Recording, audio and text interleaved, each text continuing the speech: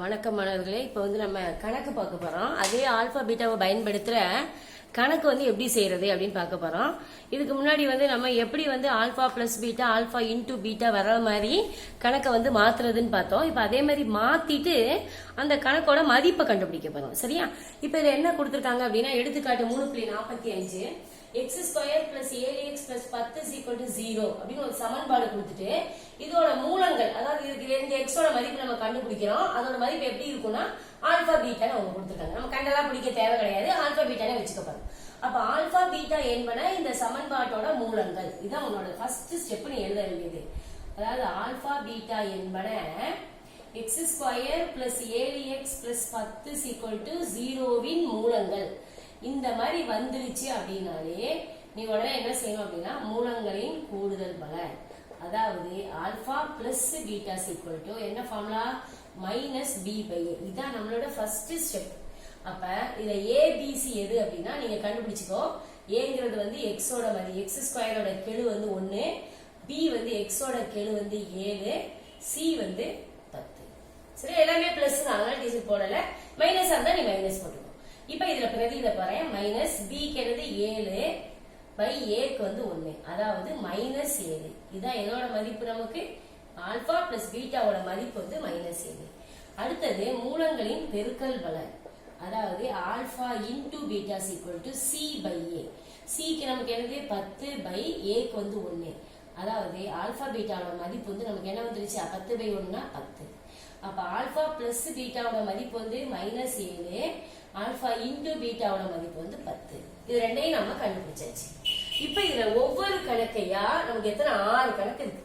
ஒவ்வொரு கணக்கையா நம்மளோட சூத்திரங்கள் படிச்சோம் பத்தியா, அதை பயன்படுத்தி alpha plus beta alpha into பீட்டாவை கணக்கை மாத்திட்டு இதை நம்ம பிரதியிட போறோம். அவ்வளவுதான், ரொம்ப ரொம்ப ஈஸி. அப்ப நம்மளோட ஃபர்ஸ்ட் ஸ்டெப் இப்படி கொடுத்த உடனே ஆல்பா பிளஸ் பீட்டா என்பது இதன் மூலங்கள் அப்படின்னு வந்த உடனே ஏபிசி எழுது. இப்படி எழுதிக்கோ, ஏபிசி எழுதிட்டு மூலங்களின் கூடுதல் பலனும் மூலங்களின் பெருக்கல் பலனும் கண்டுபிடிச்சு. இப்ப ஃபர்ஸ்ட் கணக்குக்கு போறோம். ஃபர்ஸ்ட் கணக்கு என்னன்னா, ஆல்பா மைனஸ் பீட்டாவோட மதிப்பு என்ன அப்படின்னு கேட்டிருக்காங்க. நமக்கு இதுக்கு ஃபார்முலா நேரடியா கிடையாது. என்ன ஃபார்முலா இருக்கும்னா, alpha minus beta whole square இருக்கும். டீச்சர் சொன்ன ஹோல் ஸ்கொயர் வந்துச்சுன்னா இந்த பக்கமும் ஹோல் ஸ்கொயர் போட்டுக்கோ, பிளஸ் ஹோல் ஸ்கொயர் போட்டு மைனஸ் 4 ஆல்பா பீட்டா வரும்னு சொன்னேன். ஞாபகம் இருக்கா எல்லாருக்கும்? அப்ப ஹோல் ஸ்கொயர் ரெண்டு பக்கமும் வர சூத்திரத்துல இங்க 4 வரும்னு சொன்னேன். இப்ப alpha plus beta whole square minus 4 alpha beta. இது எதோட formula, alpha minus beta whole square தான் இந்த ஃபார்முலா. நம்ம ஃபர்ஸ்ட் ஹோல் ஸ்கொயர் கண்டுபிடிச்சிட்டு அப்புறம் ஆல்பா மைனஸ் பீட்டா நம்ம கண்டுபிடிக்க போறோம். சரியா? அப்ப ஆல்பா பிளஸ் பீட்டா எவ்வளவு நமக்கு, மைனஸ் ஏவா, இதுக்கு ஸ்கொயர் கழித்தல் 4 இன்டூ பிராக்கெட்ல போடு ஆல்பா இன்டூ பீட்டாக்கு 10. அப்ப மைனஸ் 7 ஸ்கொயர்னா மைனஸ் 7 ஸ்கொயர் பண்ணா 7 49, மைனஸ் பிளஸ் ஆயிரும். அது மாதிரி இது ரெண்டையும் பெருக்குனா 4 10 40. அப்ப கழிச்சோட என்ன வந்துடும், 9. இது என்னன்னா ஆல்பா மைனஸ் பீட்டாவோட ஹோல் ஸ்கொயர். ஹோல் ஸ்கொயர் தானே இது. அப்ப வெறும் ஆல்பா மைனஸ் பீட்டா நமக்கு என்ன வரும் சொல்லு பாப்போம். பிளஸ் ஆர் மைனஸ் 3 போடுவோம். நீ வெறும் 3 கூட போட்டுக்கலாம், ஒன்னும் தப்பு கிடையாது. அப்ப ஆல்பா மைனஸ் பீட்டாவோட மதிப்பு நமக்கு என்னது, 3. புரியுதா எல்லாருக்கும்? இதுதான் ஆல்பா மைனஸ் பீட்டாவோட மதிப்பு. ஏன்னா ஹோல் ஸ்கொயர் நமக்கு இருக்கு, அதனால ஆல்பா மைனஸ் பீட்டாவோட மதிப்பு நமக்கு 3 அப்படின்னு நமக்கு கிடைச்சிருச்சு. அடுத்து ரெண்டாவது கணக்கு போறோம். ரெண்டாவது கணக்கு alpha square plus beta square. Teacher சொன்னேன் ஹோல் ஸ்கொயர் இருந்துச்சு அப்படின்னா இங்கேயும் ஹோல் ஸ்கொயர் வரும். ரெண்டு பக்கமும் ஹோல் ஸ்கொயர் வர சூத்திரத்துல மைனஸ் 4 ஆல்பா பீட்டா. அப்ப தனித்தனியா ஸ்கொயர் இருந்தா alpha plus beta whole square minus 2 alpha beta. இந்த சூத்திரத்தை மனப்பாடமா ஈஸியா வைக்கிறதுக்காக டீச்சர் சொல்றேன். அப்ப என்ன வரும், ஆல்பா பிளஸ் பீட்டாவோட மதிப்பு நமக்கு என்னது, இங்க மைனஸ் 7. அப்ப மைனஸ் 7க்கு square minus 2 into alpha into பீட்டாக்கு 10. அப்ப பெருக்குனா 49, ஸ்கொயர் பண்ணா இங்க 20. அப்ப கழிச்சோட என்ன கிடைச்சிடும் நமக்கு, 29. இது alpha square plus beta square. அடுத்தது மூணாவது எடுக்கலாம். மூணாவது இதோட முற்றுவருமை எப்படி எழுதணும், ஞாபகம் இருக்கா எல்லாருக்கும்? ஆல்பா கியூப் மைனஸ் பீட்டா கியூப்க்கு சொன்னேன் டீச்சர். இங்க மைனஸ் வந்துச்சு அப்படின்னா ஆல்பா மைனஸ் பீட்டா, அதே ஆல்பா மைனஸ் பீட்டா இங்கேயே வரணும், இந்த இடத்துல வந்துச்சு. ஞாபகம் இருக்கா எல்லாருக்கும்? அடுத்து என்ன செய்யணும் சொன்னா, இதுக்கு ஹோல் கியூப் வந்துடும். இங்க மைனஸ் வரும்போது இந்த இடத்துல மட்டும் பிளஸ் 3 ஆல்பா பீட்டா. டீச்சர் எப்படி எழுதுறேன்னு பார்த்துட்டு இதே மாடல நீ சூத்திரம் எழுத நமக்கு மறக்காது. அப்ப ஆல்பா கியூப் மைனஸ் பீட்டா கியூப்னா இந்த ஆல்பா மைனஸ் பீட்டா இங்கேயும் வரணும், லாஸ்ட்லயே வரணும். இங்க மைனஸ் வந்துச்சு அப்படின்னா இங்க பிளஸ் போட்டு 3 ஆல்பா பீட்டா எழுதுறேன். இங்க ஹோல் கியூப் இதுல வந்துடும். இப்ப இதுக்கு நம்ம வேல்யூ போட போறோம். ஆல்பா மைனஸ் பீட்டா நமக்கு எவ்வளவு தெரியுமா உனக்கு? ஆல்பா மைனஸ் பீட்டா இங்க கண்டுபிடிச்சிருக்கோம் பாரு. என்ன கண்டுபிடிச்சிருக்கோம்? 3.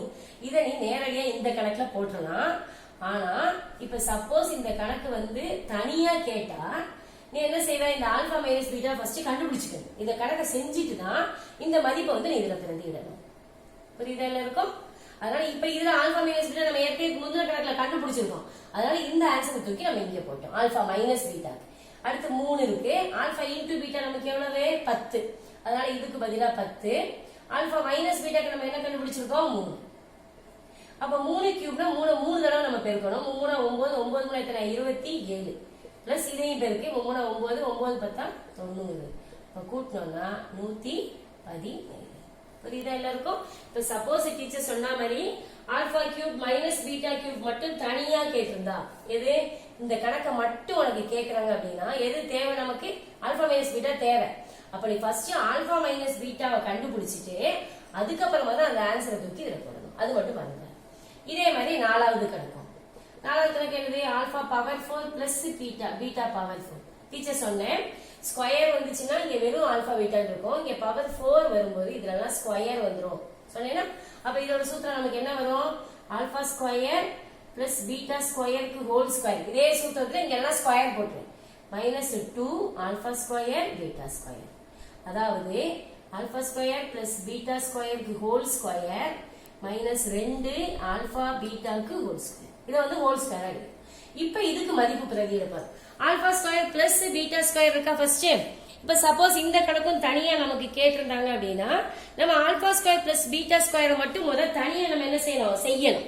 எதை செய்வ? இந்த ஆல்பா ஸ்கொயர் பிளஸ் பீட்டா ஸ்கொயருக்கு பத்தி இதை செய்யணும். செஞ்சுட்டு அப்பதான் இந்த மதிப்பு தூக்கி இதுல போட முடியும். ஆனா இதெல்லாம் ஒரே கணக்கா இருக்கிறதுனால நம்ம ஆல்பா ஸ்கொயர் பிளஸ் பீட்டா ஸ்கொயருக்கு என்ன மதிப்பு வந்திருக்கு? நமக்கு 29. அந்த 29 நம்ம இங்க போட்டு அப்ப 29க்கு ஸ்கொயர் கழித்தல் 2 இன்டூ இங்க ஆல்பா பீட்டாக்கு என்ன மதிப்பு? நமக்கு 10. 10க்கு ஸ்கொயர். அப்ப இதுல ஒன்லி இந்த சூத்திரம் மட்டும் தெரிஞ்சா போதும். நம்ம பாட்டுக்கு கடகடான்னு செஞ்சுட்டே வந்துட்டே இருக்கலாம். சரியா? இப்ப 29க்கு ஸ்கொயர். அப்ப 29 2 தடவை போட்டு பெருக்குவோம். 9 81 1 மீதி 8 9 2 18 19 20 26 18 8 மீதி 1 4 1 5 841. எவ்வளவு? 841. கீழே தெரியுதா? இங்க எழுதுறேன் டீச்சர். அப்ப 841 கழித்தல் இங்க 2 இன்டூ 10 ஸ்கொயர் எவ்வளவு? 100. இது வந்து 841 கழித்தல் 2 இன்டூ இது வந்து 100. அப்ப 841 கழித்தல் இதை பெருக்கணும்னா என்ன வந்துடும்? நமக்கு 200 வந்துருமா? இப்ப இதை கழிச்சு போடுறோம். 8ல 2 போனா 6. அப்ப என்ன ஆன்சர் வந்திருக்கு நமக்கு?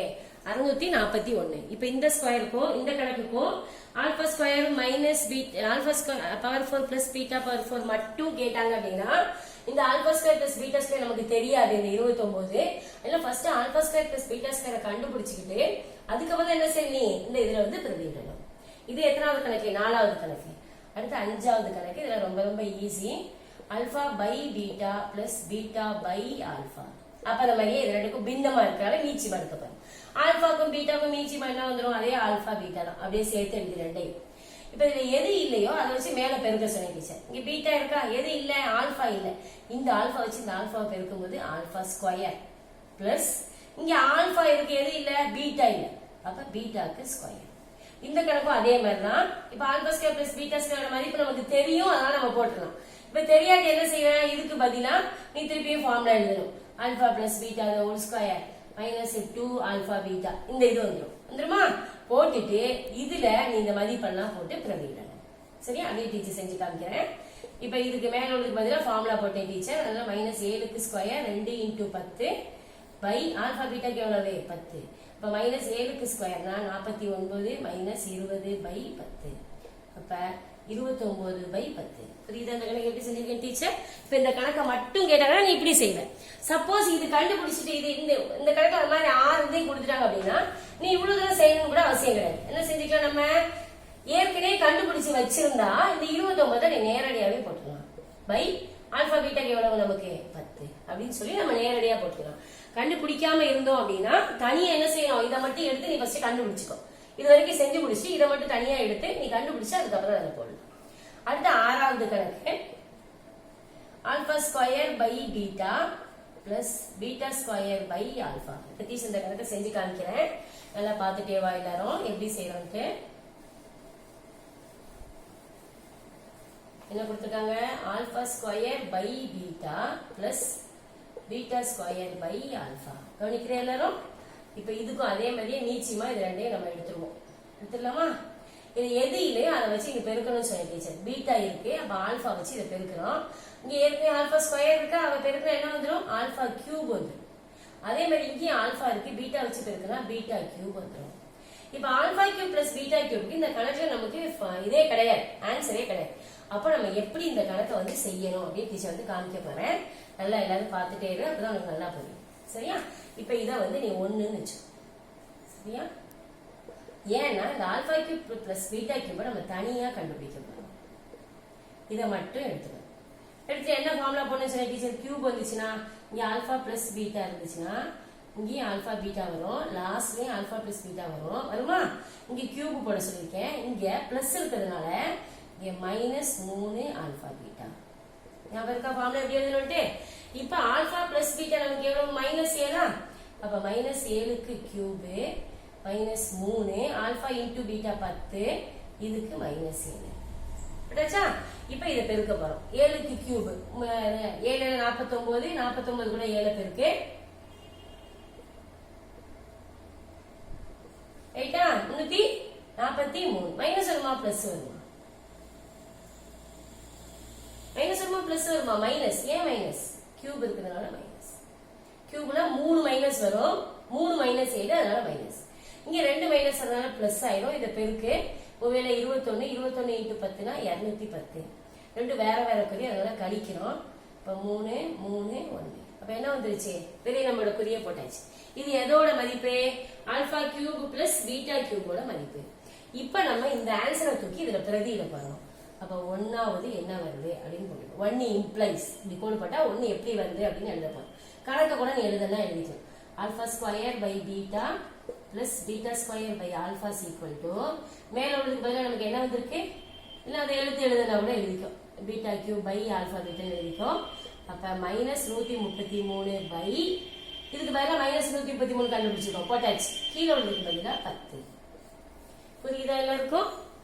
இத மாதிரிதான் இந்த ஒரு கணக்கை மட்டும் தனியா கேட்டாங்க அப்படின்னா, இந்த மாதிரி கணக்கு ஒவ்வொரு கணக்கையுமே தனியா கேட்டாங்கன்னா எந்த மதிப்பு வேணுமோ எவ்வளவு தூரம் செய்ய முடியுதோ செஞ்சுட்டு எதை கண்டுபிடிக்கணும் அதை மட்டும் எடுத்து ஃபர்ஸ்ட் தனியா கண்டுபிடிக்கணும். கண்டுபிடிச்சா அதை என்ன செய்யணும்? நீ பிரதிவிட்டு செய்யணும். எல்லாருக்கும் புரியுதா? இந்த கணக்கு கொஞ்சம் கஷ்டமா தான் இருக்கும், நல்லா போட போட ஈஸியா வந்துடும். அதனால நல்லா போட்டு பாரு. ஃபர்ஸ்ட் இந்த கணக்கை போட்டு பார்த்துட்டு நல்லா பார்க்காம டீச்சருக்கு செஞ்சு காமிச்சிரு. அதுக்கப்புறம் இதே மாடல்ல டீச்சர் வந்து ஒரே ஒரு சின்ன கணக்கு உனக்கு கொடுக்க போறேன். அந்த கணக்கை மட்டும் நீ டீச்சருக்கு வந்து செஞ்சு அனுப்பு. அப்படின்னா உனக்கு வந்து நல்லா பிராக்டிஸ் ஆயிடும். புரியுதா எல்லாருக்கும்? நன்றி.